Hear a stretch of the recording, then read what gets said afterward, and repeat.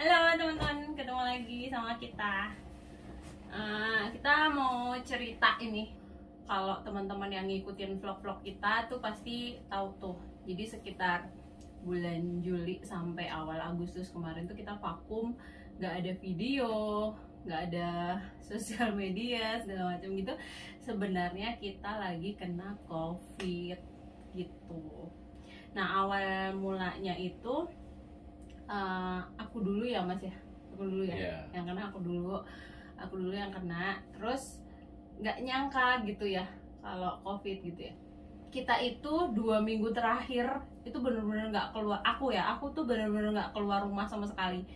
Keluar pintu rumah aja nggak, jadi di teras aja nggak gitu loh. Jadi Mas Arif tuh kayak nggak ngira juga ya mas ya kalau aku kena COVID gitu ya. Terus kalau kamu sih sempat keluar, cuman itu juga udah dengan protokol ketat ya, sempat belanja. Belanja itu 26 Juni, aku inget tuh 26 Juni. Terus Jumatan itu 1 atau 2 Juli, hari Jumat ya. Iya. Itu terus tanggal 4 tuh kan yang udah ada pengumuman itu. Iya, PPKM. Terus nggak boleh Jumatan itu ya. Itu Jumatan doang terakhir. Satu-satunya akses kita keluar gitu loh.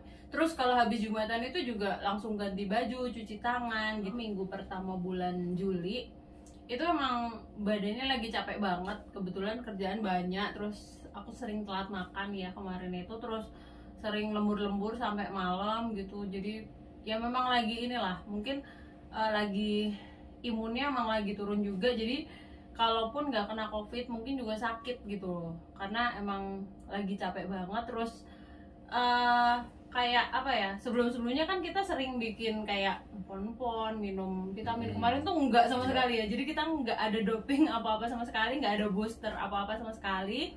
Jadi memang kondisi badan tuh lagi drop gitu. Aku demam, batuk, pilek emang. Itu dari Kamis malam tanggal 1 malam, terus Jumat itu udah nggak enak banget, terus memutuskan buat cuti ya. Tapi kita mikirnya tuh masih sakit biasa ya. Mas Arif waktu itu masih tidur bareng ya, masih sekamar gitu maksudnya, tidurnya Ya masih mulai sekamar. Sabtunya. Mulai Sabtu tuh udah deh mas, kamu tidur di kamar sebelah aja gitu, maksudnya buat jaga-jaga walaupun bukan COVID juga, maksudnya biar nggak ketularan batuk, ketularan pilek, kan kita lagi harus jaga gitu ya. Cuman bandel nih ternyata, karena gini loh, ya kan isolasi ya, namanya juga kita jaga jarak gitu kan, isolasi. Tapi aku malam-malam kebangun itu dia ada di samping aku lagi benerin masker. Gak tau kamu lagi apa, pernah kan kamu malam-malam? Nah ini gimana sih isolasi tapi dia malam-malam datang? Karena kan waktu itu nggak tahu, belum memang. Kamu bener-bener nggak ada pikiran kalau itu COVID gitu ya? Karena kita, nah itu juga teman-teman pelajaran banget ya, ternyata kita nggak bisa mengentengkan. Walaupun kita sudah sedemikian menjaga protokol, kita aja kalau beli-beli online itu nggak pernah kontak sama kurirnya ya. Selalu kalau paket tuh ditaruh di pos, kalau nggak ditaruh di depan rumah, yang kita tuh nggak pernah kontak sama pengantarnya. Terus kita juga sebelum kena COVID ya, dari awal-awal tuh kita udah beli disinfektan, jadi setiap paket itu kita semprot disinfektan.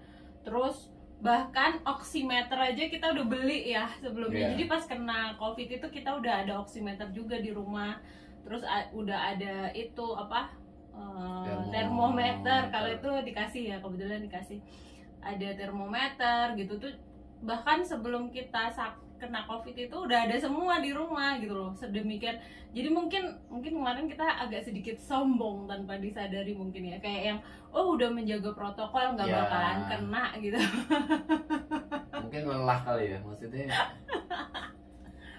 ya capek juga gitu maksudnya kayak iya gitu. Sampai sekarang pun ada kita lengahnya juga jadi ada. Betul.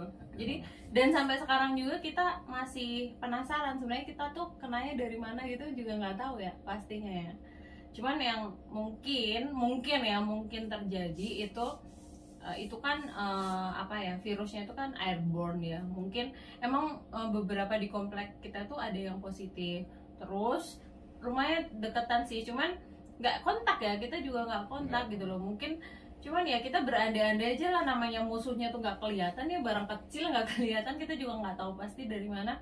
Mungkin terbawa udara atau gimana pas badan kita lagi nggak fit gitu ya, jadi virus sedikit aja itu ternyata pada saat badan kita nggak fit ya mungkin aja bisa menginfeksi gitu. Karena kalau misalkan badan kita lagi fit, mungkin ada terpapar virus yang cuma sedikit itu daya tahan tubuh kita bisa melawan gitu. Tapi pada saat daya tahan tubuh kita lemah, ternyata ya bisa gitu. Kita juga sampai sekarang nggak tahu dari mana gitu. Nah itu cerita awalnya. Kemudian karena Mas Arif pada saat itu nggak nyangka kalau COVID ya Mas. Terus pas hari Selasa itu aku mulai berkurang. Aku Minggu tuh udah mulai agak demam tuh. Minggu udah mulai demam, Tanggal ikut demam 4-nya. ya. Jadi aku mulai aku parah-parahnya itu hari Jumat, terus kamu Minggu mulai demam. Kan kamu. Ya. Nah, terus aku bilang, "Mas, aku mau PCR itu hari apa ya? Senin. Ya? Senin ya? Senin itu aku bilang, "Mas, kayaknya aku perlu PCR gitu kan." Itu berarti tanggal 5 ya? Ya, tanggal 5. 5 Juli. Ya. Itu pas aku bilang gitu kamu gimana perasaannya? Kaget. Kok minta PCR? Kan nggak kemana-mana gitu, nggak kontak-kontak sama orang gitu. Nggak keluar-keluar gitu, yang keluar biasanya aku kok minta PCR gitu. Karena aku agak kaget. Dia tuh gini, kadang kamu tuh kan kayak nganggep aku lebay gitu kan, alah cuma sakit biasa kan. Dari awal tuh sebenarnya aku udah ngomong sih kayaknya apa perlu PCR ya gitu, nggak usah lah orang kamu nggak kemana-mana kamu gitu kan pas awal-awal kan. Terus pas hari Senin tuh aku beneran serius ngomong, "Mas, aku kayaknya perlu PCR gitu kan." Dia kaget tuh baru gitu kan, kok minta PCR, jangan-jangan beneran gitu kan. Aku udah feeling sih sebenarnya, karena gini aja ya, maksudnya ya virus itu bisa mengenai siapa aja gitu loh. Kita udah berikhtiar menjaga protokol segala macam, cuman kan ya namanya nasib ya, nasib apa ya, takdir harus terpapar gitu ya. Jadi ya udah, mungkin kan Allah yang menentukan gitu, yang mengizinkan gitu. Walaupun kita sudah ikhtiar menjaga ya sebenarnya tetap aja bisa kena gitu. Jadi nggak boleh sombong gitu ya, wah aku udah jaga protokol nggak bakalan kena, nggak boleh kayak gitu. Nah kemudian hari Senin itu aku nyari-nyari PCR yang home care, karena aku tuh bener-bener kayak nggak mau keluar kan. Itu lagi tanggal-tanggal segitu tuh lagi yang Delta tuh lagi parah-parahnya ya, grafiknya tinggi banget. Terus itu udah mulai ini yang PPKM itu ketat ya, tanggal 4 Juli kan. Udah mulai PPKM juga, grafiknya udah naik. Kita mau ke fasilitas kesehatan juga khawatir sebenarnya. Khawatirnya gini, jangan-jangan sebenarnya kita nggak COVID, tapi karena PCR di tempat kesehatan yang notabene orang-orang yang bergejala malah terpapar di sana. Ada kekhawatiran kayak gitu juga ya. Jadi akhirnya kita nyari-nyari tuh, telepon sana sini yang home care. Akhirnya bisa dapat yang home care. Itu pun maksudku Mas Arif tuh PCR aja sekalian gitu, tapi nggak mau ya, nggak mau dia, nggak usah lah, antigen aja. Jadi yang PCR cuma aku, terus Mas Arif antigen, sama adik aku si Sandi antigen juga gitu ya kan. Kita tinggal serumah ya, jadinya tetap harus di tracing semua. Mikirnya sekalian gitu kan, prosedurnya harusnya aku dulu karena aku yang bergejala, kalau aku iya baru mereka gitu kan. Cuman kan kita mikirnya udahlah sekalian aja gitu kan. Nah kan udah, terus aku antigen pada hari Rabu. Iya aku PCR. Itu pun hari Rabu, dapatnya hari Rabu. Kita order dari tanggal 7. Kita order dari hari Senin, baru dapat hari Rabu saking antrinya ya. Banyak banget antri. Banyak-banyaknya. Akhirnya hari Rabu PCR, hasilnya hari Kamis dan aku positif. Nah, Mas Arif itu antigen. Kalau antigen kan hasilnya langsung ya, kayak test pack gitu kan, langsung keluar. Nah adikku negatif, clear negatif, bener-bener cuma 1 garis. Nah Mas Arif itu 2 garis, cuman samar-samar, jadi nggak yang jelas gitu loh. Terus tanya sama mbaknya, "Mbak, ini kalau kayak gini gimana?" "Kalau kayak gini nih ya kan samar-samar, jadi disarankan ya udah PCR aja gitu." Cuman Mas Arif waktu itu nggak langsung PCR, mikirnya nunggu aku dulu gitu ya, nunggu hasilnya aku dulu. Cuman udah langsung daftar ya. Nunggu hasil resminya yang dari lab. Kan itu kan baru ini ya, baru dia dari situ lihat alatnya gitu ya. Nah malam punya Mas Arif keluar positif. Terus punya aku PCR-nya juga positif, cuman CT-nya udah 30. Nah ini adalah hole kedua. Jadi ya teman-teman, jadi pas awal-awal jadi kita itu harus ya mengupgrade ini ya pengetahuan kita, karena kita bukan nakes ya, kita bukan tenaga medis juga gitu. Jadi pada saat CT-nya sudah 30 itu kan hari Rabu, dan aku tuh sebenarnya gejalanya udah mulai berkurang ya, udah nggak demam. Kalau batuk pilek masih, cuman nggak separah yang aku parahin tuh hari Jumat itu. Nah itu kan hari Rabu, Jumat, Sabtu, Minggu, Senin, Selasa, Rabu, udah hari ke-6 sebenarnya kan. Dari awal gejala itu aku udah nggak demam sebenarnya. Demamnya masih, cuman kayak anget-anget, nggak kayak yang sebelumnya tuh aku sampai 39 ya paling tinggi ya, sempat sampai 39 gitu. Dan aku nggak minum vitamin apa-apa tuh pas awal-awal gejala, nggak minum vitamin apa-apa, cuma paracetamol aja, karena kita awalnya ya itu tadi belum mengira kalau itu COVID gitu. Nah pada saat PCR itu sebenarnya aku gejalanya udah berkurang banyak, tapi Mas Harif yang udah mulai demam. Aku malah ini yang setelah siangnya di antigen itu,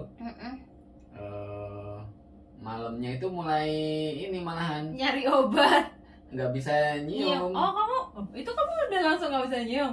Ya terus kamu kan juga nggak bisa nyium kan? Sehari sebelumnya malah ya. Aku bukan nggak bisa nyium, aku cuma aku cuma hiposmia aja, jadi masih bisa nyium, cuman nggak setajam biasanya gitu. Nah kan? Itu aku mulai berkurang tuh malamnya.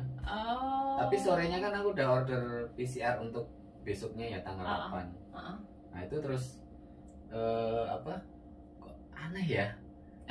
Mulai ini nggak bisa. Aku malah nggak tahu. Kupikir kamu 2 hari setelah PCR itu baru kamu bilang. Itu malamnya udah mulai nggak bisa nyium. Kan waktu itu udah bilang aku nggak bisa nyium nih gitu. Oh iya. Kayaknya positif ini. Iya, jadi gitu. Aku cuma hiposmia. Kalau Mas Arif bener-bener anosmia ya. Kamu sempat hilang sama sekali ya? Hilang sama sekali. Dan lama lagi. Anosmianya. Nah, pada saat kita CT-nya aku CT-nya 30, kemudian Mas Arif 17, itu tuh yang logisku itu jalannya gini. Jadi aku CT-nya udah 30, berarti udah mau sembuh. Oh Mas Arif masih 17 karena dia terpapar dari aku, dia baru infeksius banget gitu. Dan itu ternyata itu salah loh. Salah gitu. CT itu mungkin apa ya, jadi kayak aku jadi menjadi kurang waspada juga gitu, karena merasa CT-nya udah gede gitu kan, 30 udah mau sembuh gitu kan batasnya itu ada yang 35, ada yang setting 38, ada yang 40 tergantung alatnya kan. Ternyata tuh nggak gitu, jadi nggak benar. Jadi kalau ada yang sebelumnya bilang kalau CT-nya semakin tinggi tuh semakin sembuh, sebenarnya nggak serta-merta seperti itu. Jadi CT itu cycle of threshold itu tuh sebenarnya putaran keberapa itu angka yang diperoleh pada saat kita PCR itu kan diambil sampel ya dari hidung, dari lubang hidung sama tenggorokan. Nah untuk mengukur, untuk melihat apakah ada DNA atau RNA-nya si virus SARS-CoV itu tuh ada alatnya, ada gen N, ada gen AB apa gitu, sama ada gen E. Jadi biasanya minimal 2. Kalau 2 terdeteksi itu berarti positif, kalau 1 terdeteksi itu inkonklusif, biasanya harus diulang. Jadi minimal 2. Alatnya itu ada yang 2 gen, ada yang bisa mendeteksi 3 gen, dan kita nggak pernah tahu lab yang kita pakai itu dia pakai alat apa, yang seperti apa nggak tahu. Cuma ditulis CT gitu doang kan. CT-nya ada apakah itu gen E atau gen ada atau RNDP gitu-gitu ada. Nah itu cuman kalau yang pas aku lab pertama itu nggak ada, cuma CT 30 gitu doang, tapi dia nggak tahu gen apa yang dipakai. Dan sebenarnya 30 itu tidak selalu sudah sembuh, dia awal infeksi juga bisa, tergantung sampel yang diambil, tergantung alat yang dipakai gitu. Jadi 30 itu artinya adalah pada saat sampel kita diujikan itu pada cycle ke-30 DNA-nya baru terdeteksi gitu. Jadi bukan berarti itu pasti udah mau sembuh semakin tinggi, enggak. Jadi logikanya adalah kalau CT-nya semakin gede itu jumlah virus dalam sampel ya, sampel yang diambilnya tidak selalu sama dengan yang di tubuh ya, masih ada kemungkinan berbeda juga gitu. Jumlah sampel yang diambil itu, jumlah virusnya itu semakin sedikit, kayak teori probabilitas aja lah. Kalau semakin sedikit DNA-nya, dia akan semakin lama untuk terdeteksi gitu. Nah 30 itu cycle ke 30 dia baru terdeteksi. Nah kalau Mas Arif cycle ke 17 dia sudah terdeteksi. Logikanya adalah semakin banyak virusnya dia akan semakin cepat terdeteksi, jadi CT-nya semakin kecil gitu. Tapi virusnya sedikit itu tidak selalu dia sudah mau sembuh, bisa jadi juga pas awal-awal atau pas tengah-tengah atau apa, karena probabilitas ya. Cuman untuk menentukan virus itu aktif atau tidak itu nggak bisa dari CT, itu harus dari kultur, uji kultur, dan itu belum terlalu banyak di lab.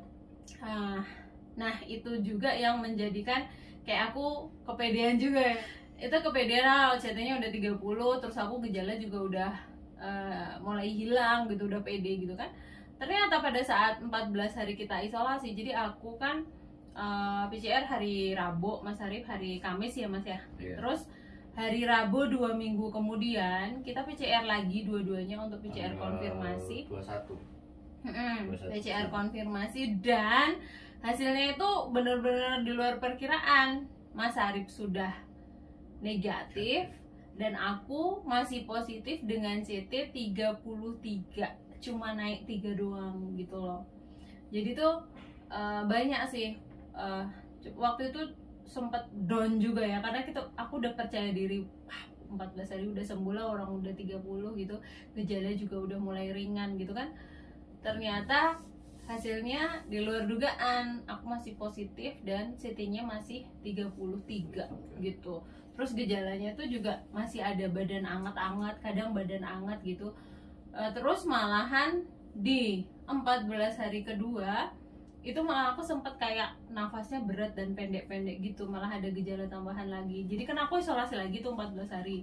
Mas Arif udah nggak isolasi, cuman jadi dia udah turun, udah makan di bawah, cuman tetap pakai masker, masih ada batuk-batuknya ya.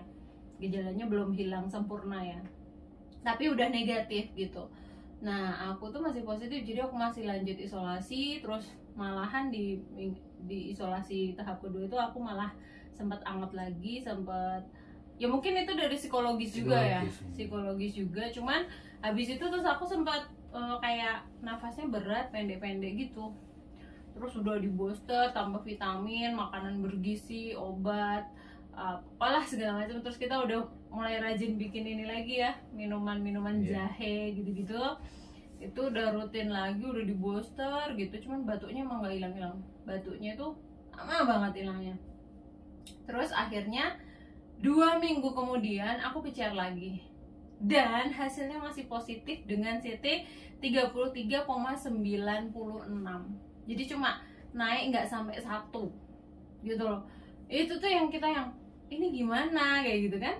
Ternyata terus akhirnya kita konsultasi sama dokter ya, kita konsultasi sama dokter lagi, ini gimana gitu kan, masih ada gejala. Terus aku masih cuti sakit juga walaupun sudah mulai bekerja, karena gejalanya sebenarnya udah lebih ringan gitu ya. Itu lebih ke psikologis sih ya Mas ya, kenapa kok positif terus nggak negatif gitu. Akhirnya kita konsultasi ke dokter, konsultasi ke puskesmas juga gitu kan, dokter puskesmas, dokter Yakes, dokter di kantor kamu gitu kan, ini apa. Terus akhirnya diagnosisnya adalah kemungkinan kena long covid gitu, kena long covid. Terus bisa jadi juga itu sebenarnya masih positif itu, tapi tinggal kayak bangkai-bangkainya gitu virusnya, sisa-sisa virusnya itu gitu.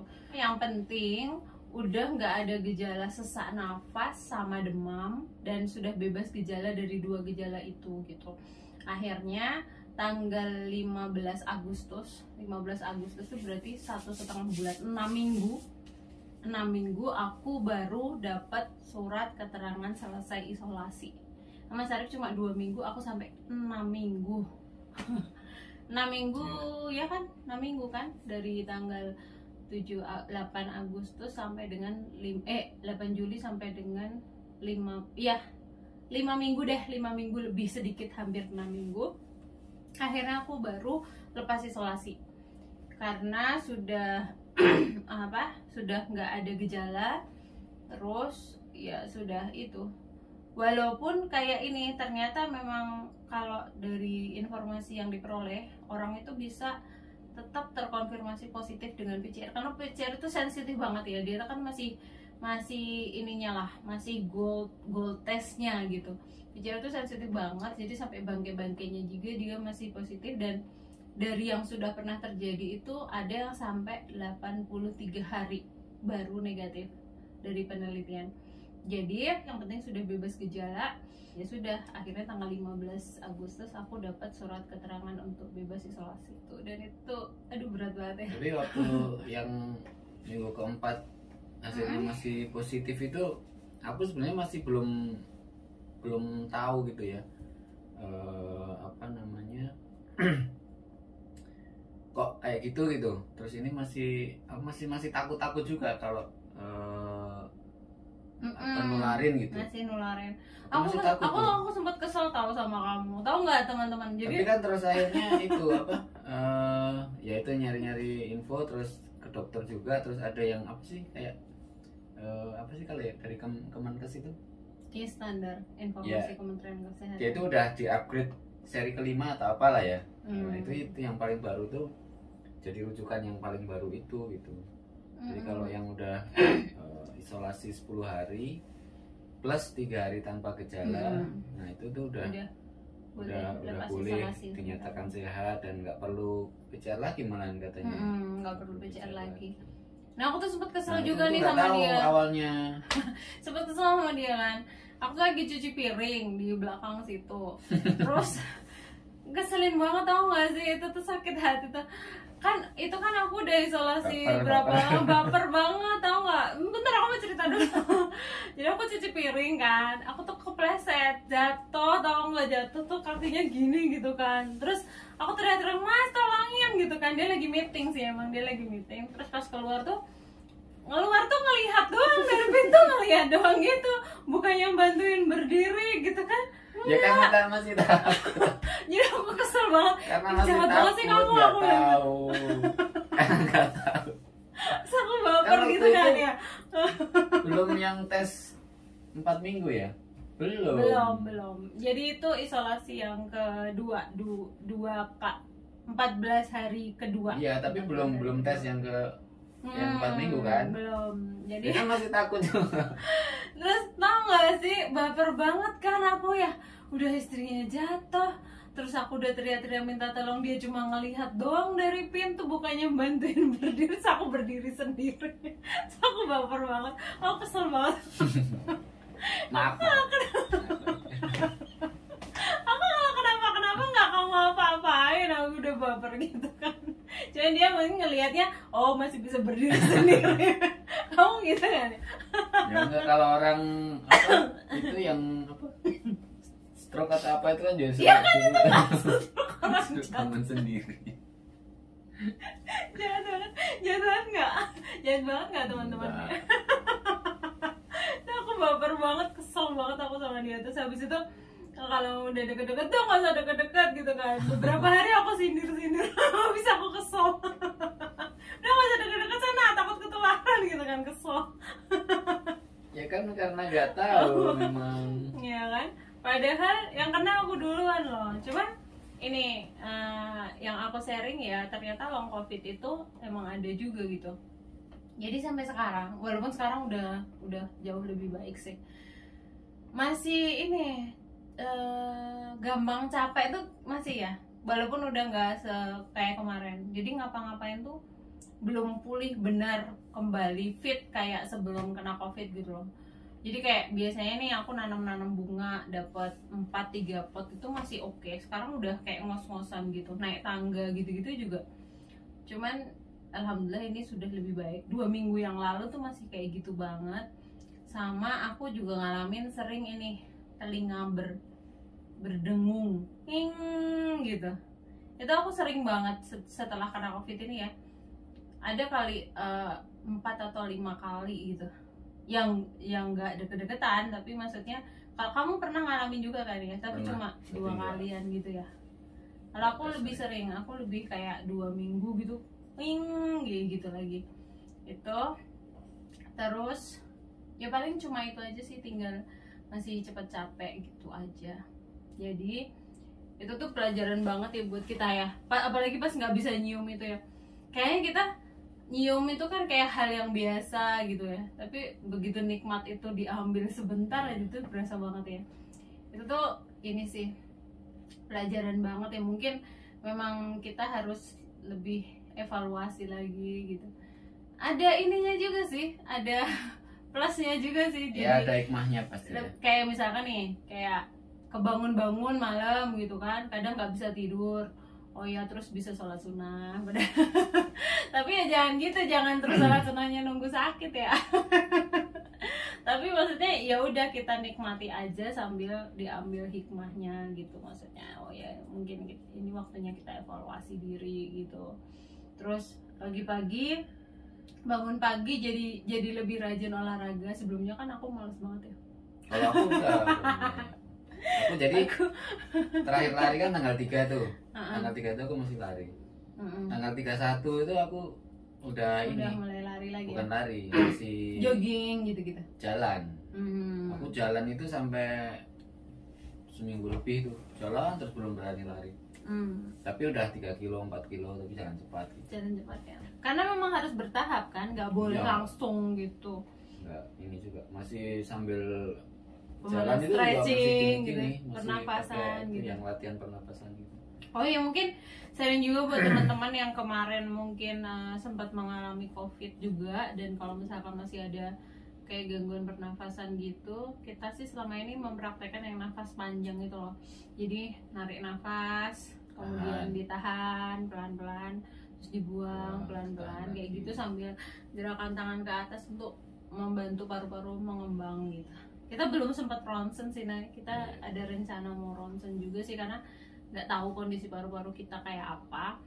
Ya alhamdulillah sih kemarin kita sudah vaksin ya, kita udah vaksin 2 kali. Jadi teman-teman yang sudah vaksin perlu dipahami juga bahwa vaksin itu bukan berarti kebal, bukan berarti kebalnya 100%. Iya, bukan berarti kebal. Jadi vaksin itu prinsipnya adalah kayak kita dimasukin replikasi virus, sehingga badan kita itu kayak latihan dulu nih, kalau ada virus ini masuk itu badan kita latihan, terus dia mengenali antigen, membuat antigen dan mengenali virus ini, sehingga pada saat kita benar-benar kena, badan tuh udah langsung standby tahu gitu loh.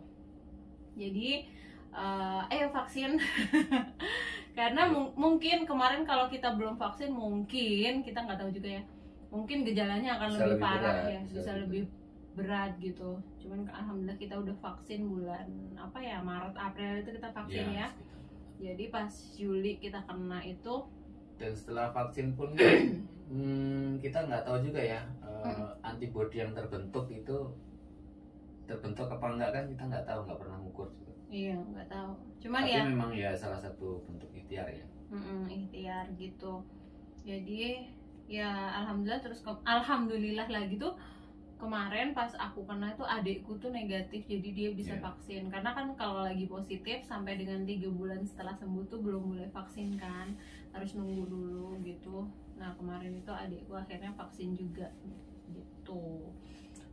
Nah untuk teman-teman yang mengalami COVID juga, untuk saat ini yang masih sakit ya, semoga segera sehat, dan pokoknya jangan panik ya, dijalani saja. Yang penting kita ikhtiar untuk sembuh, yang sehat juga tetap ikhtiar untuk mencegah biar tidak terpapar wabah ini gitu, dan kita bersama-sama berdoa ya biar segera berlalu gitu ya wabah ini gitu.